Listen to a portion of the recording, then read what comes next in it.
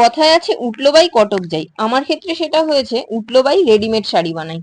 কয়েকদিন আগে একজন কাস্টমারের জন্য একটা রেডিমেড শাড়ি বানিয়ে আমার এত পছন্দ হয় যে নিজের জন্য একটা তৈরি করব ভাবি। শাড়িটা আমাকে গিফট করেছে আমার খুব কাছের একজন। অনেকবার পরবো পরবো ভেবেও পরা হয়ে ওঠেনি।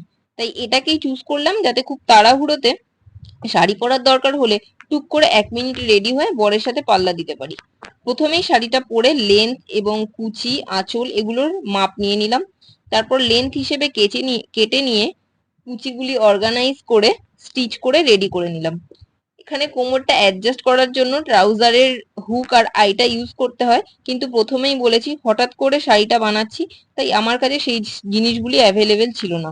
আমি নর্মাল হুক দিয়েই পরেছিলাম। রেডি শাড়ি বানানোর পুরো টিউটোরিয়াল ভিডিও পেতে চাইলে কমেন্ট করে জানান আমাকে। আর এই ভিডিওটি ভালো লাগলে একটা লাইক করে চ্যানেলটিকে সাবস্ক্রাইব করে দেবেন।